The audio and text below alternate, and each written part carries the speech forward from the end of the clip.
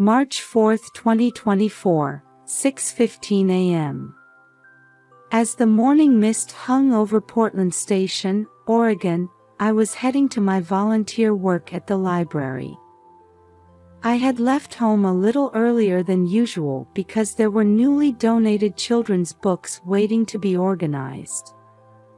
The cold morning air stung my cheeks. On my way to the station, I remembered what my husband used to say when he was a police officer: trust your instincts. That morning, there was an unsettling feeling in the air. The morning birdsong, usually audible, was strangely quiet. As I approached the platform, my eyes caught an odd shadow. It was too early for the morning commute rush. At the edge of the platform, a small figure was huddled, standing still. That's strange. I unconsciously stopped in my tracks. Over 30 years of teaching experience had honed my instincts for detecting when something was wrong with a child. A boy wearing a dirty gray hoodie. A body so thin it hurt to look at his back. Perhaps 10 years old. The cold March wind whipped at his worn jeans. His socks were full of holes, and his sneakers were worn down at the heels. As I got closer, my heart began to race. A familiar silhouette. But that was impossible. Because the boy in front of me had been officially declared dead a year ago, my grandson. Grandma. I'm hungry. My body froze at the thin voice. A familiar voice. A slightly stuttering but gentle tone. I remembered how many times that voice had begged me, "Grandma, read this book to me." The boy slowly raised his face. A pale complexion. Under his sunken eyes were clear signs of exhaustion. His cheeks were hollow, his lips dry and cracked. And then, the decisive evidence. A small surgical scar behind his left ear. A reminder of the middle ear surgery he had when he was 3. I had applied ointment to that scar countless times. Kaizen. Is it really you, Kaizen? My voice was trembling. My grandson, who had been declared dead, was definitely here. My hands were shaking, and even my knees were wobbling. But this was no time to lose composure. I needed to get him to a safe place. Memories rushed back. 3 years ago, my son Tim went through a divorce with his then-wife Sarah. In what could be called child neglect, the court granted Tim custody of Kaizen. I cut back on my retirement library volunteer hours to support with childcare. Morning drop-offs and pickups, making lunches, helping with homework. But it wasn't a burden. Kaizen loved books. When I read to him, he would lean forward on my lap, listening intently. He never tired of dinosaur books in particular. When I started explaining, you see, the Tyrannosaurus, he would listen with sparkling eyes. 2 years ago, Tim met Amy, a social worker. She had an 8-year-old son named Aiden. Intelligent and graceful Amy appeared before us like a savior.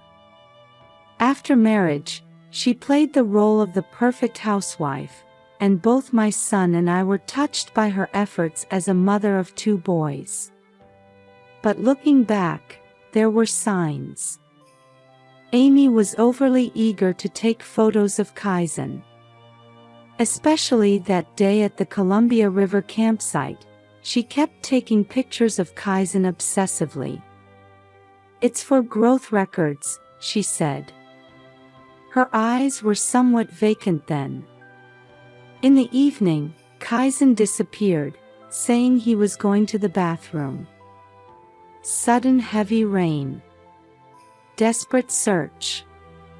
And 3 days later, death declaration without a body. Police processed it as an accidental death.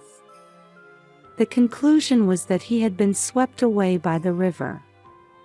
But my instincts told me differently. Amy's behavior was also strange. She showed no signs of distress. If anything, she was too calm. Without hesitation, I took Kaizen home.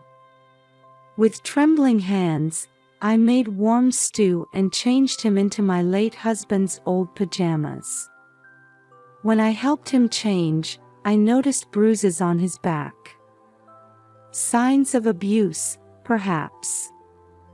Kaizen silently spooned the food into his mouth. The scene was so surreal that I rubbed my eyes several times.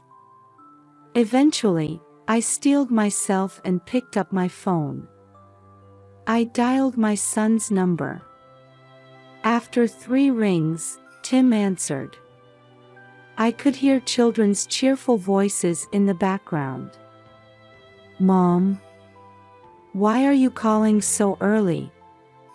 Tim, listen. Kaizen is alive. He's at my house right now.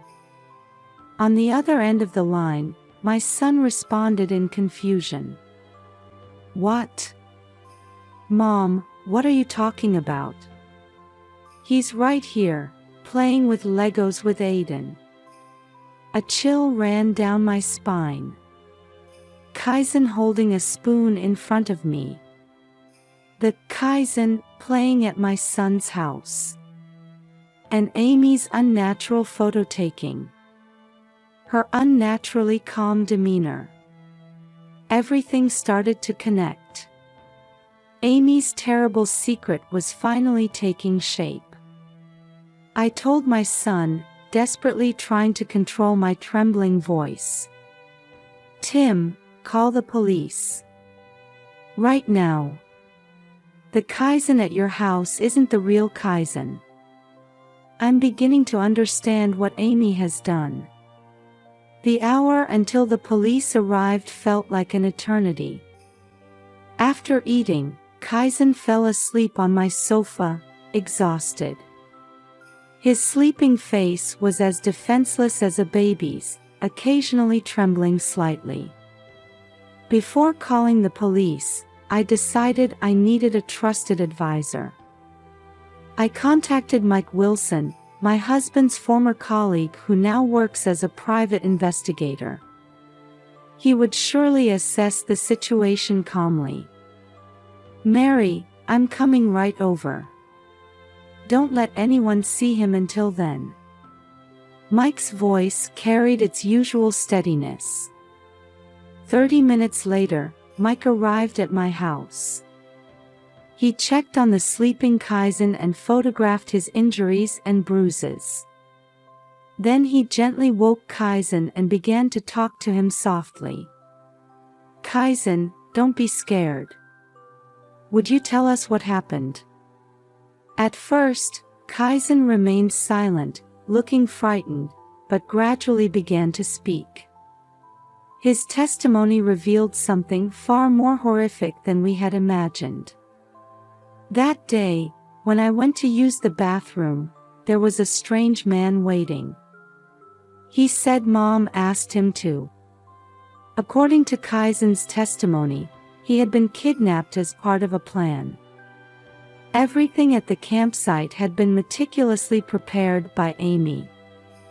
They put me in a car and took me to an old building.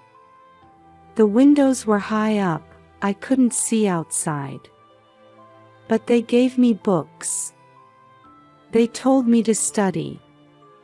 The place of confinement was an abandoned house in the suburbs. Minimal food and water.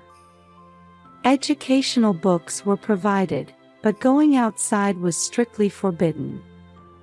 Amy would come to check on him occasionally. 3 days ago, no one came anymore. I was so hungry. I removed the old boards from the window and escaped. Mike calmly took notes, nodding occasionally. His testimony is sufficiently detailed for a child, he whispered to me. Just then, the doorbell rang. Through the peephole, I saw 2 uniformed officers and 1 detective in plain clothes. Mike greeted them and briefly explained the situation. The police sprang into action. One began taking Kaizen's statement, another took mine. The plainclothes detective was on the phone requesting backup. Mrs. Mary, we've sent another team to your son's house. We'll secure suspect Amy. Just as I felt relief at those words, my cell phone rang. It was Tim. Mom. Amy. Amy ran away with Aiden. Right before the police arrived. A chill ran down my spine. This was the worst possible development. But that was just the beginning. Mike's laptop displayed shocking investigation results. Mary, I looked into Amy's background. She has a criminal record. 10 years ago, her previous husband's child. The article displayed on Mike's laptop was from a local Idaho newspaper 10 years ago. 8-year-old suspicious death, mother claims innocence. The woman in the photo was undoubtedly a younger Amy. Her name then was Amy Clark. That was her maiden name, Mike continued. Her stepchild died in an accident. Drowning. The insurance paid out in full. After that, her husband also died in an unexplained accident. I nearly collapsed into my chair. She had killed someone else's child, and even killed her own father. And now, the same thing to Kaizen. A young detective approached us. We've checked the station's security camera footage. Before Kaizen appeared, a black SUV was parked there. An adult male was driving. Likely an accomplice. Truth after truth emerged, making my head spin. But reality wouldn't wait. My phone rang again. It was Tim. Mom, we've located Amy's family home. 3 hours south of Portland. Her sister should be living there now. Tim, don't go alone. I cried out desperately. I heard that dangerous tone in my son's voice, the same strong sense of justice his father had. I know. I've already reported it to the police. I'm about to give my statement. His calm response gave me a little relief. Just then, Mike found new information. Mary, here's Amy's bank transaction history. There have been regular monthly withdrawals over the past year. The recipient is. He pointed at the screen. James Hunter. 3-time offender. Has served time for kidnapping and extortion. He must be the man who helped with the confinement, I realized. As we dug deeper, Amy's plan became clear. She had prepared everything before the marriage. Purchasing the abandoned house. Contacting accomplices. Even preparing insurance claim documents. Look at these papers, the detective handed me a document. Suspect Amy filed an insurance claim 1 week after the accident. Usually, Claims without a body take months to process. She had prepared remarkably detailed documentation. It's as if. Yes, this is clearly a practiced method. Just then, the doorbell rang again. Mike checked the peephole and quickly opened the door. You must be Hunter. Give up. We've traced all your bank accounts. I held my breath. Standing at the door was the black SUV driver from the security camera footage. Amy's accomplice. The man raised his hands without resistance. I'll talk. I'll tell you everything, he said in a tired voice. That woman is insane. At first, I thought it was just insurance fraud. But it wasn't. She's collecting children. The room's atmosphere froze at those words. Aiden too. I mumbled. Aiden isn't her real child either. Hunter nodded heavily.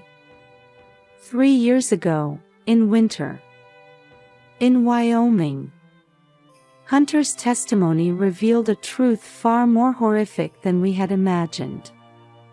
Over the past 10 years, Amy had kidnapped at least 5 children. Her method was sophisticated, always combining death declarations with insurance fraud. She always targets wealthy single-parent families. Approaches them as a social worker, gets married, and then. The detective frowned while taking notes of Hunter's testimony. The children are confined and then transferred to other families, Hunter continued. Amy has clients. Wealthy couples struggling with infertility. They can't wait for legal adoption procedures. So. Wait, I was confused. Then, Aiden. He was the son of a Wyoming doctor. Michael Brown, who disappeared 3 years ago. Amy started raising him as Aiden. Memories flashed in my mind. Aiden being left-handed. The oddness Kaizen had pointed out several times. But in the photos, the child was right-handed. The police headquarters, which had become the investigation center, was being updated with new information by the minute. We've analyzed the surveillance camera footage, the young detective pointed to a large screen. Suspect Amy checked into a motel in Southern Oregon 3 hours ago. Aiden, no, Michael is with her. There are more accomplices, a veteran detective spread out a map. Bank transfer records over the past decade reveal at least 3 cooperating organizations. Creating forged birth certificates. Arranging fake adoptions. And money laundering. Suddenly, excitement swept through headquarters. Suspect vehicle spotted, the radio crackled. Heading south on Highway 5. A patrol officer identified it from a speeding violation. All units, form a perimeter, the commander shouted. Don't provoke them. There's a child in the vehicle.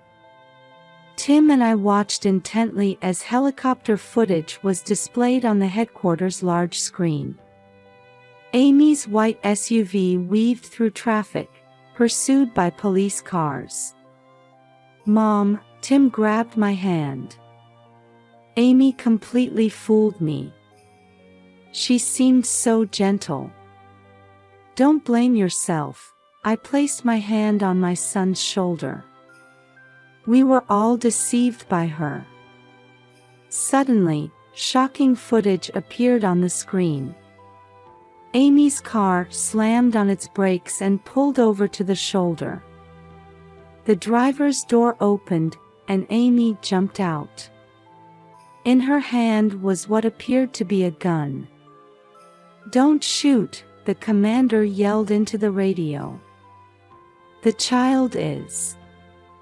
Then, an unexpected turn of events occurred. Aiden, no, Michael, leaped out of the passenger seat and tackled Amy. "Stop it!" The boy's cry was picked up by the patrol car's dash cam. "I don't want to lie anymore." The gun fell from Amy's hand. The tactical unit moved in unison. In the chaos, I thought I saw a look of relief on Michael's face on the screen. At the moment of arrest, Amy was laughing. I was just trying to give them happy lives. Rescuing them from unhappy homes. "Be quiet," I raised my voice unexpectedly.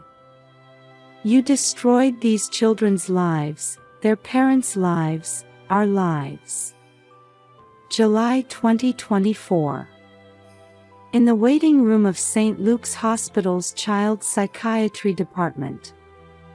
I was waiting for Kaizen to come out of his session. Weekly counseling. 4 months had passed.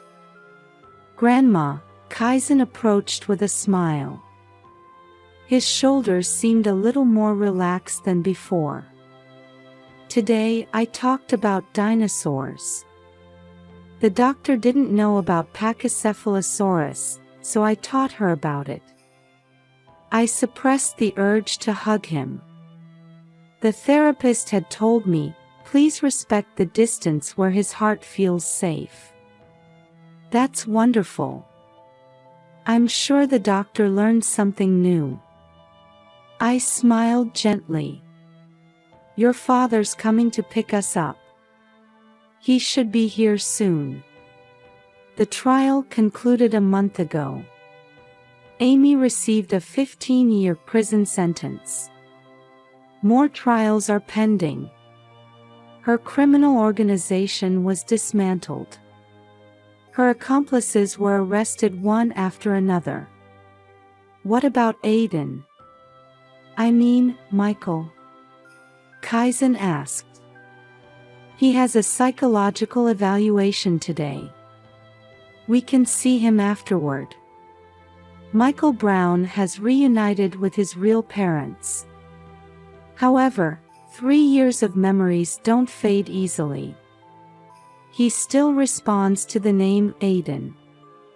His real parents decided not to rush, choosing to wait for his heart to heal. The elevator opened, and Tim appeared. Sorry I'm late. The company meeting ran long. My son's face had changed. Gone was his former indecisive expression, replaced by the face of a responsible father. The divorce mediation was complete, and he now shares joint custody of Kaizen and Michael. Dad, are we still going to the park today? Yes, Michael will be there too. His mother just called. As we got into the car, I remembered when we first reunited with Michael at the shelter. I'm sorry, he said through tears. I was forced to take Kaizen's place, but actually, I wanted to meet Kaizen. I was so lonely all this time. At those words, Kaizen silently hugged Michael. An embrace of forgiveness more eloquent than words. Though not related by blood, they had truly become brothers. When we arrived at the park, Michael was waiting with his parents. Kaizen. Michael. The boys ran to each other and exchanged high fives. Their new way of greeting. 2 sets of parents watching over them. We exchanged quiet smiles. Mary, Michael's mother, called out to me. Seeing the children smile gives me hope. Yes, I nodded. The wounds won't heal easily. But we have time. In the twilight at the park, the two boys began playing tag. Their laughter dissolved gently into the sky. One spring afternoon in 2025 at the library. While shelving newly arrived picture books, I reflected on the year that had passed since that day. "Mary," my colleague Janet called out. "Another interview request. This time it's for a national network documentary." I quietly shook my head. After the incident, our experience was repeatedly featured in the media as a warning about a new type of kidnapping called ghost children. It led to the discovery of similar cases. Human trafficking disguised as adoption. Staged accidental deaths. Tragedies born from twisted love. I'll decline the interview. The children need a normal life now. From the library's large windows, I could see the schoolyard. Kaizen and Michael often stopped by after school. They both started attending the same elementary school. Thanks to the principal's consideration, they were placed in the same class. "Grandma." A familiar voice rang out. I turned to find Kaizen and Michael standing there, both in their school uniforms. Michael's name tag read Brown. He was gradually reclaiming his original identity. "Are there any new books?" "Yes, there's a new dinosaur encyclopedia." "And?" I pulled a book from the shelf. "This one too." The cover read, "Stories for Healing Hearts." It was a picture book written by a child psychologist. Following the incident, many experts published books about children's emotional care. I was involved as a supervisor. "I want to show this to our teacher," Michael said. "Their homeroom teacher understands their past. She doesn't give them special treatment but gently supports them when needed." "Oh, Dad's here." Kaizen pointed out the window. Tim was parking his car. He now volunteers on weekends at an NPO preventing child trafficking. "Michael, your parents are here too." The Browns' car had arrived as well. The two sets of parents had designated every Friday as Family Day. Picnics in the park, movie watching, normal family happiness. "Grandma, are you coming too?" "Yes, in a little while." I pulled out some documents, copies of Amy's trial records. Her sentence was finalized. Life imprisonment.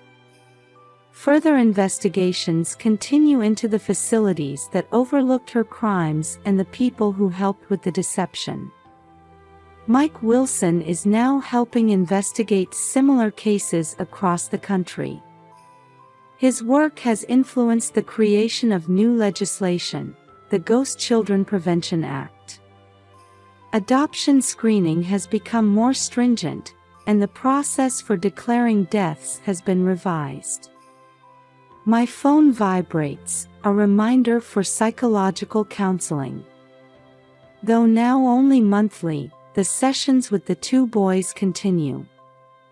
Trauma doesn't disappear easily. But they have allies. Family, friends, and professionals. "Mary," Janet called out. "Have you thought about starting a new reading group for children dealing with trauma?" Her suggestion warmed my heart. What I learned this past year was that connections with others are the most powerful medicine for wounded hearts. Outside, cherry blossoms were dancing, and children's laughter echoed. "I'm ready," I picked up my bag. "Let's go." The breeze of a new season gently caressed my cheek.